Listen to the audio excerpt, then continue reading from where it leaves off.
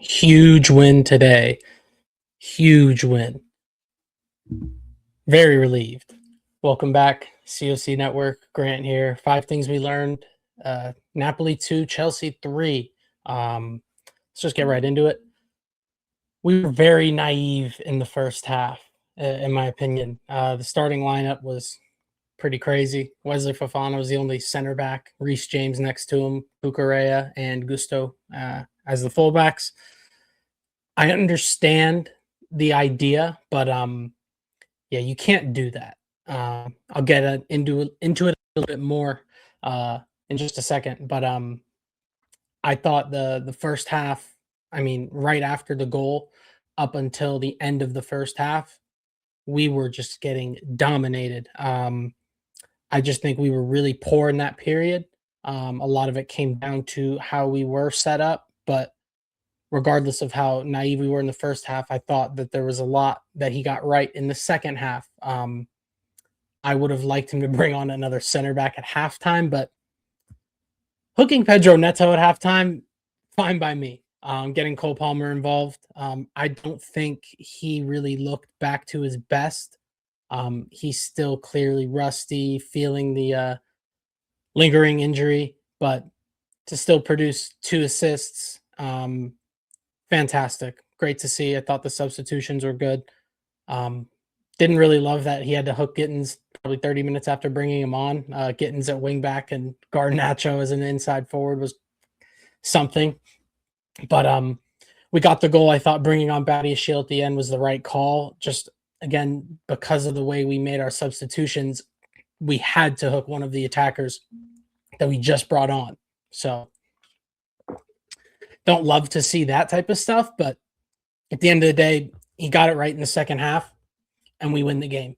And in the Champions League, really in just all of our competitions right now, we need the results. So as uncomfortable as some of the wins might be, maybe we're not feeling like we're just really dominating the games.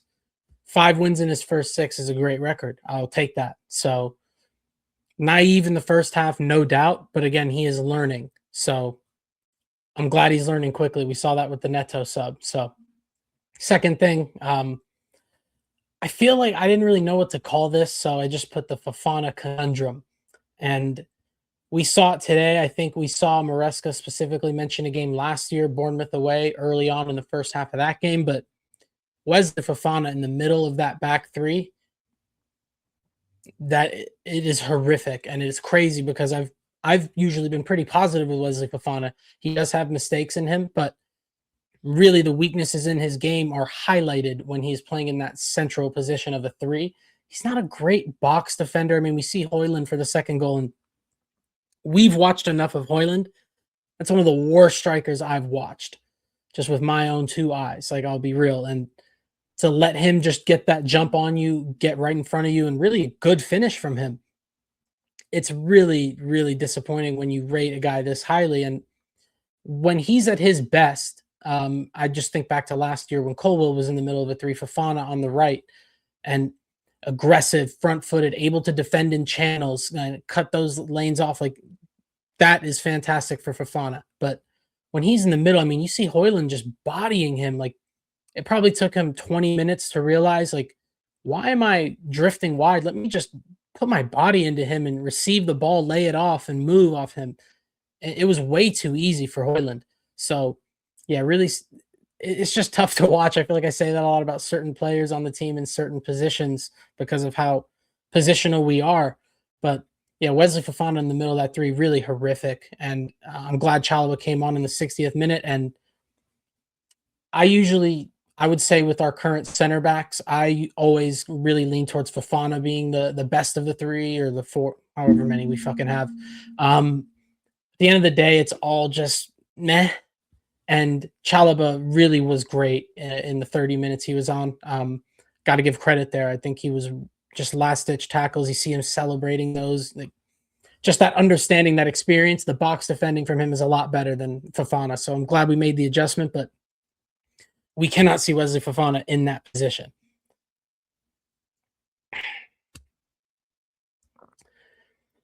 I talked about it on the weekend with Joao Pedro. after that tough little run of form in the middle of the season, he's turning it up. The 2 goals he scored today, I mean, wow. Yeah, you see 2 assists from Palmer, but it was all him.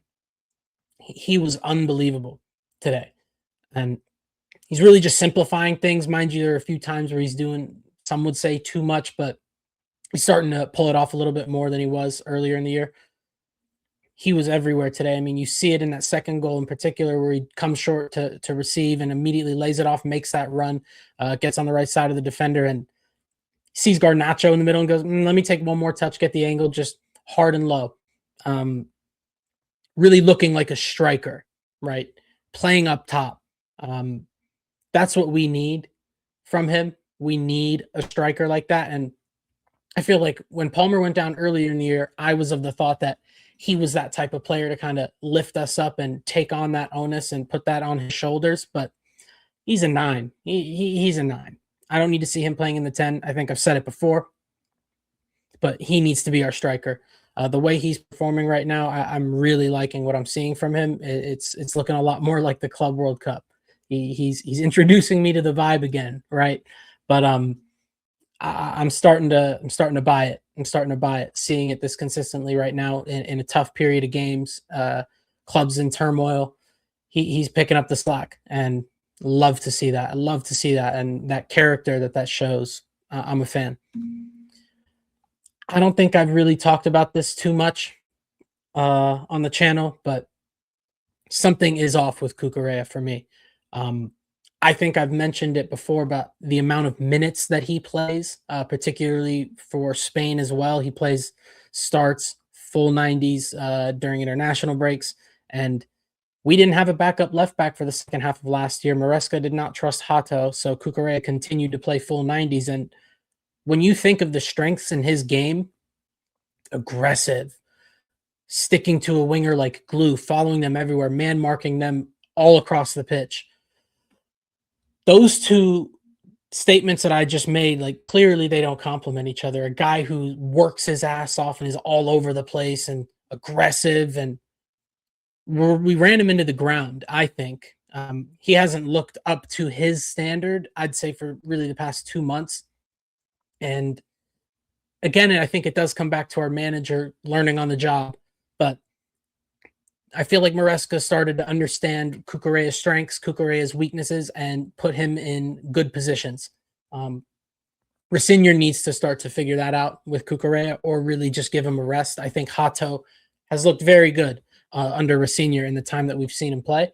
So I'd like to see Cucurella get a break. Again, we do have a decent looking run of games, and Rosenior looking like he's enjoying playing that back 3 in possession. Hato left back can absolutely do that job. So I'm going to keep my eye on this, but hopefully it's just a blip.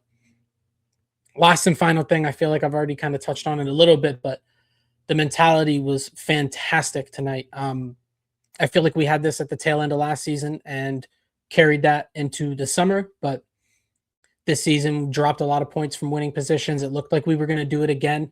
Really easy to put our heads down, but we came out in the second half with a different look, different shape, and yeah, again, it was João Pedro scoring 2 fantastic goals, but the defending was much better. I think Napoli really had nothing for us in that second half, while at the second part of the first half, they were all over us. So I think it showed a lot. Napoli haven't lost at home in 14 months.